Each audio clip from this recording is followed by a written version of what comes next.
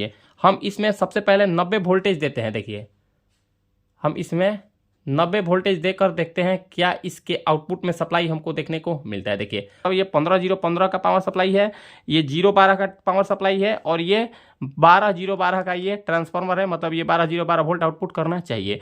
तो हम इसमें 90 वोल्टेज दिए हैं, तो अब हम देखते हैं इसके आउटपुट में हमको कितना वोल्टेज देखने को मिलता है। तो इसमें देखिए हम इसमें 90 वोल्टेज दिए हैं, उसके बावजूद भी इसमें हमको 15 वोल्टेज देखने को मिलता है, मतलब प्लस 15 वोल्टेज, और यहाँ पर हमको माइनस 15 वोल्टेज देखने को मिल गया। अब हम इसमें ये देख लेते हैं कि क्या ये ट्रांसफार्मर में ये यहाँ पर 12012 लिखा हुआ है, तो क्या ये ट्रांसफार्मर में हमको 12012 आउटपुट वोल्टेज देखने को मिल रहा है या फिर नहीं। तो देखिए ये हो गया हमारा निगेटिव पिन, देखिए ये हो गया हमारा निगेटिव पिन, और देखिए यहाँ पर हम एक बार प्लस सप्लाई और माइनस सप्लाई को देख लेते हैं। तो देखिए यहाँ इसमें हम 90 वोल्टेज दिए हैं, देखिए इसमें हम 90 वोल्टेज दिए हैं, तो यहाँ पर हमको -8 वोल्टेज देखने को मिल रहा है और यहाँ पर हमको +8 वोल्टेज देखने को मिल रहा है। देखिए यहाँ पर हमको। हेलो फ्रेंड्स, स्वागत है आपका आज की इस नई वीडियो में। तो देखिए आज की इस वीडियो में हम आपको ये बताने वाले हैं एसएमपीएस में और ट्रांसफार्मर में दोनों में क्या अंतर है। ये दोनों आप एसएमपीएस की जगह पर ट्रांसफार्मर का इस्तेमाल कर सकते हैं या नहीं, या फिर आप ट्रांसफार्मर की जगह पर एसएमपीएस का इस्तेमाल कर सकते हैं या फिर नहीं। मतलब ट्रांसफार्मर बेहतर है या फिर एसएमपीएस बेहतर है, ये चीज़ हम आपको बताने वाले हैं।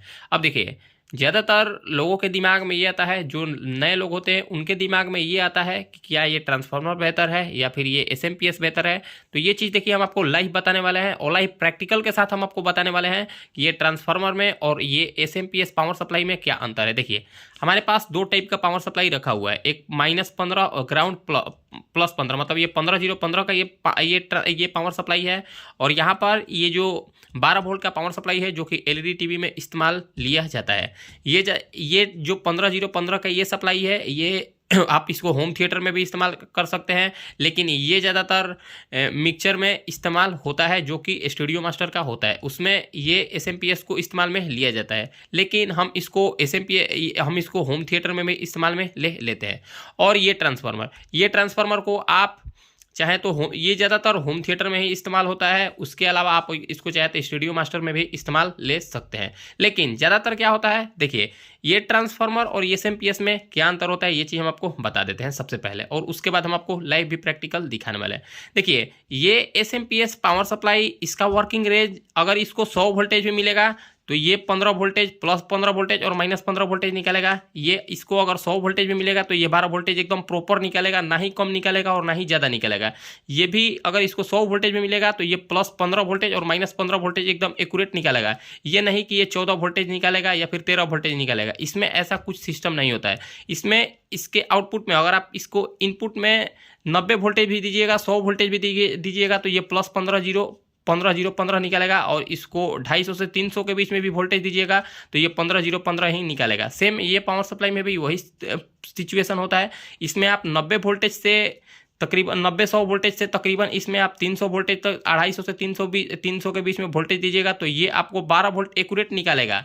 और ट्रांसफार्मर में क्या होता है, अगर आप इसमें 100 वोल्टेज दीजिएगा, अगर आप इसके ट्रांसफार्मर में 100 वोल्टेज दीजिएगा तो ये आउटपुट में हो सकता है आपको 12 वोल्ट की जगह पर 8 वोल्ट 9 वोल्ट ऐसा करके आपको देखने को मिल सकता है। ट्रांसफार्मर में ये आपको प्रॉब्लम देखने को मिलेगा ही मिलेगा, क्योंकि ऐसा होता ही है।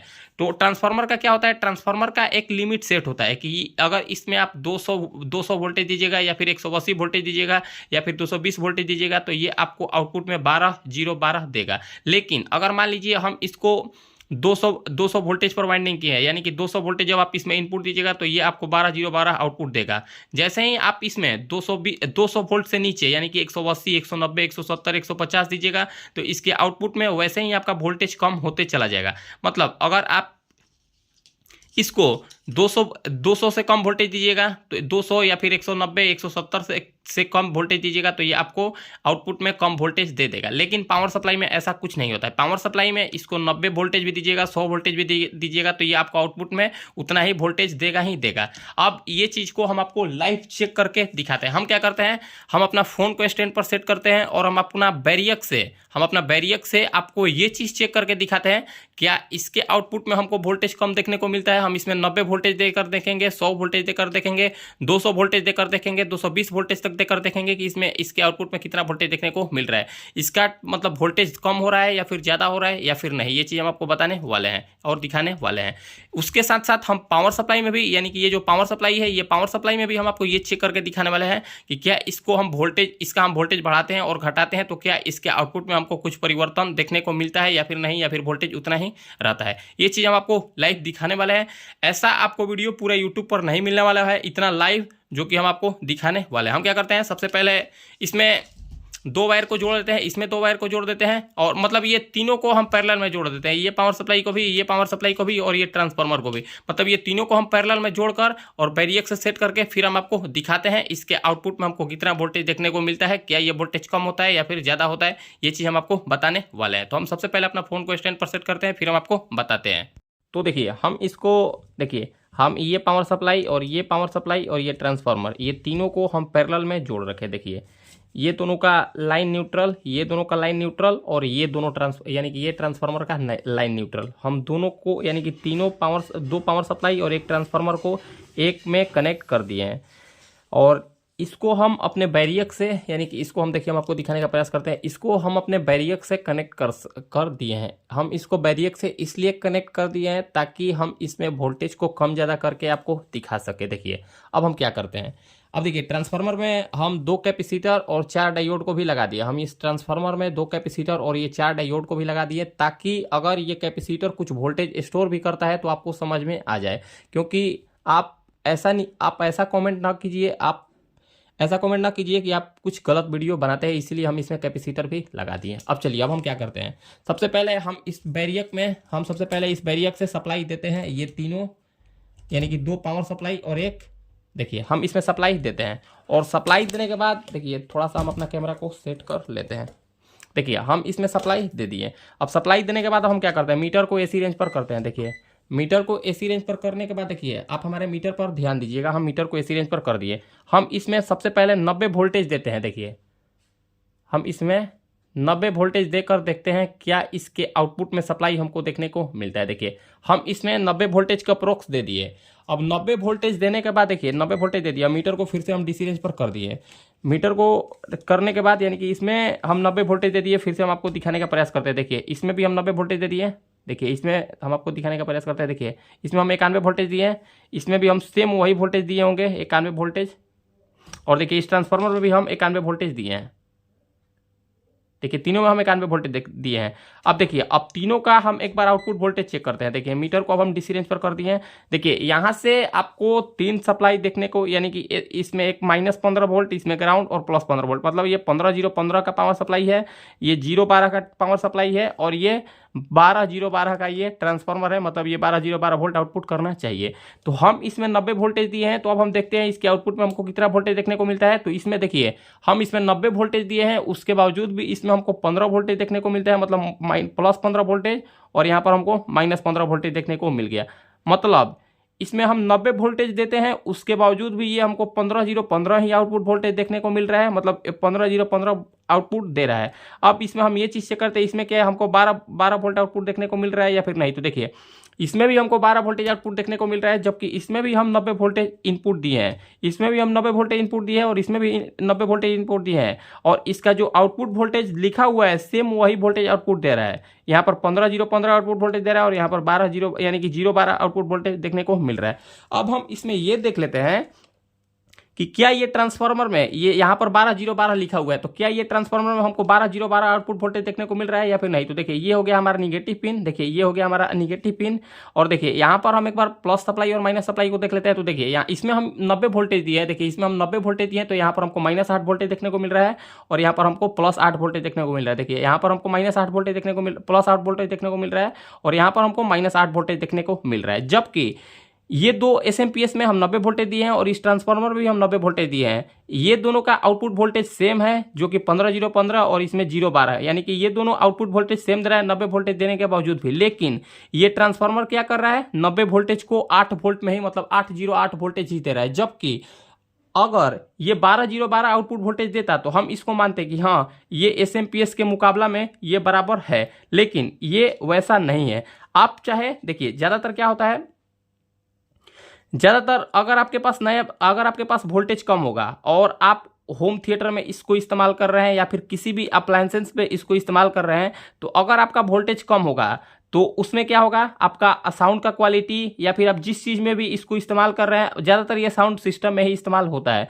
तो अगर आप इसको साउंड सिस्टम में इस्तेमाल कर रहे हैं और वहाँ पर आपका 100 वोल्टेज 150 वोल्टेज होता है, तो आपको साउंड का क्वालिटी थोड़ा सा कम होगा। लेकिन उसके जगह पर अगर मान लीजिए ये ट्रांसफार्मर के जगह पर वहाँ पर आपका SMPS होगा, तो अगर आपका 90 वोल्टेज भी होगा तो उतना ही वोल्टेज ही आपको आउटपुट देखने को, उतना ही आपको साउंड क्वालिटी बढ़िया देखने को मिलेगा, उतना ही, थोड़ा सा भी आपको अंतर नहीं पड़ेगा कि इसमें वोल्टेज ज़्यादा है या फिर कम है। अब देखिए इसमें हम 90 वोल्टेज दे दिए। अब हम सबसे पहले ये चीज़ चेक कर लेते हैं। देखिए सबसे पहले हम इसमें ये चीज़ चेक कर लेते हैं कितना वोल्टेज देने पर, देखिए सबसे पहले हम ये चीज़ चेक कर लेते हैं कि कितना वोल्टेज देने पर ये ट्रांसफार्मर हमारा 12 वोल्टेज आउटपुट दे रहा है। तो देखिए हम इसको वोल्टेज बढ़ा रहे हैं। देखिए यहाँ पर अब हमको एक्यूरेट 12 वोल्टेज हम देख लेते हैं। देखिए यहाँ पर अब हमको 12 वोल्टेज प्लस 12 वोल्टेज और यहाँ पर हमको प्लस 12 वोल्टेज और यहाँ पर हमको माइनस 12 वोल्टेज, देखिए माइनस 12 वोल्टेज और यहाँ पर हमको प्लस 12 वोल्टेज देखने को मिल गया। अब हम ये चीज़ चेक कर लेते हैं कि इसमें इनपुट वोल्टेज हमको कितना देना पड़ा, तब ये हमको 12 वोल्टेज आउटपुट देखने को मिल रहा है। तो देखिए यहाँ पर हमको 145 वोल्टेज आउटपुट दिए है, तो ये हमारा ट्रांसफार्मर और ये 2 कैपेसिटर मिलकर यहाँ पर हमको 12 वोल्टेज बनाकर दे रहा है। और जैसे ही अब क्या होगा, अब ये तो 12 वोल्टेज अभी हमको आउटपुट देखने को मिल रहा है, लेकिन इसमें थोड़ा सा भी लोड बढ़ेगा, मतलब ये इसमें अगर आप साउंड सिस्टम में लगाइएगा तो इसका बेस बजेगा, सैटेलाइट स्पीकर बजेगा, तो ये वोल्टेज और भी ड्रॉप होगा। तो आप इसको 12 वोल्टेज एक्यूरेट नहीं बोल सकते। ये 12 वोल्टेज एक्यूरेट तब देगा जब आप इसमें 200 वोल्टेज मैक्सिमम, कम से कम इसमें 200 वोल्टेज दीजिएगा, तब ये प्रॉपर आपको 12 वोल्टेज आउटपुट देगा। और ये अगर इस पे लोड पड़ेगा फिर भी ये नहीं दबेगा। अब देखिए यहाँ पर 12 वोल्टेज बढ़ा, इसमें हम 145 वोल्टेज दिए, लेकिन देखिए यहाँ पर थोड़ा सा भी आपको अंतर देखने को नहीं मिलेगा। देखिए यहाँ पर प्लस 15 वोल्टेज और यहाँ पर हमको माइनस 15 वोल्टेज ही देखने को मिलेगा। देखिए यहाँ पर माइनस 15 वोल्टेज और यहाँ पर हमको प्लस 15 वोल्टेज देखने को मिलेगा। इसमें थोड़ा सा भी अंतर हमको देखने को नहीं मिला। इसमें हमको देखिए यहाँ पर हमको कितना है, यहाँ पर भी हमको थोड़ा सा भी अंतर देखने को नहीं मिला। देखिए यहाँ पर 12.4 वोल्ट, यहाँ पर हमको 14.98 वोल्टेज, मतलब 15 वोल्टेज। और देखिए अब हम इसमें 200 वोल्टेज देकर देखते हैं। देखिए हम इसको पूरा बढ़ा देते हैं। देखिए हम इसको पूरा बढ़ाए, यहाँ पर हमको कितना वोल्टेज देखने को मिला, देखिए इसमें हम 267 वोल्टेज दे दिए। देखिए इसमें हम 267 वोल्टेज दे दिए। अब 267 वोल्टेज देने के बाद फिर से हम एक बार इसका सप्लाई को देख लेते हैं क्या इसमें कुछ अंतर हुआ। तो देखिए यहाँ पर 15 वोल्टेज, देखिए यहाँ पर प्लस 15 वोल्टेज और यहाँ पर हमको माइनस 15 वोल्टेज। देखिए यहाँ पर हमको माइनस 15 वोल्टेज, यहाँ पर हमको प्लस 15 वोल्टेज, एक्यूरेट है, सेम है, थोड़ा सा भी अंतर नहीं है। यहाँ पर हमको 12.4 वोल्टेज, यहाँ पर बिल्कुल सेम है, लेकिन यहाँ पर आपको वोल्टेज में परिवर्तन देखने को मिलेगा। देखिए यहाँ पर आपका वोल्टेज में अब परिवर्तन देखने को मिलेगा, जबकि SMPS में आपको थोड़ा सा भी परिवर्तन देखने को नहीं मिला है।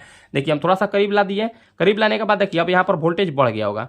देखिए यहाँ पर हमको 22 वोल्टेज देखने को मिल गया। देखिए यहाँ पर हमको 22 वोल्टेज देखने को मिल गया, यहाँ पर भी हमको माइनस 22 वोल्टेज देखने को मिल गया, यहाँ पर भी 22 वोल्टेज देखने को मिला। मतलब अब हम इसमें से सप्लाई को निकाल दिए।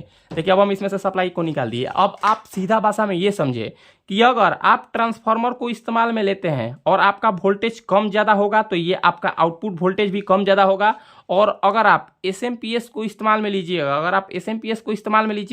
तो आपका वोल्टेज 90 वोल्टेज भी हो, 100 वोल्टेज भी हो या फिर 300 वोल्टेज भी हो, तो आपका आउटपुट वोल्टेज एकदम स्टेबल रहेगा। आउटपुट वोल्टेज थोड़ा सा भी कम ज़्यादा, यानी कि आउटपुट वोल्टेज थोड़ा सा भी आपका फ्लक्चुएट नहीं होगा। लेकिन वही आपका ट्रांसफार्मर में क्या होगा, अगर आपका वोल्टेज वेरी होगा, कम ज़्यादा होगा, तो ये आपका आउटपुट वोल्टेज भी कम ज़्यादा देखने को मिल सकता है, नहीं मिलेगा ही। आप ये चीज़ को अपने दिमाग में नोट कर लीजिएगा।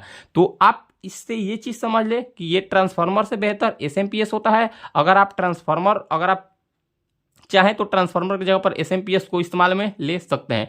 दोनों का कंपैरिजन में दोनों अपने जगह पर बेस्ट है। इसका भी लाइफ बढ़िया है, इसका भी लाइफ बढ़िया है, आप दोनों को बेस्ट मान सकते हैं। लेकिन अगर परफॉर्मेंस और क्वालिटी की बात करें तो ट्रांसफार्मर से बेहतर SMPS होता है। ये चीज़ आप अपने दिमाग में बैठा लें। तो फ्रेंड्स, आपको हमारा ये जानकारी कैसा लगा? अगर आपको हमारा ये जानकारी अच्छा लगा तो फ्रेंड्स वीडियो को लाइक करें, कमेंट करें और हमारे चैनल को सब्सक्राइब जरूर करें। ऐसे ही नॉलेजेबल जानकारी के लिए आप हमारे चैनल के साथ जुड़े रहें। मिलते हैं किसी नेक्स्ट वीडियो में। आज के लिए इतना ही, धन्यवाद।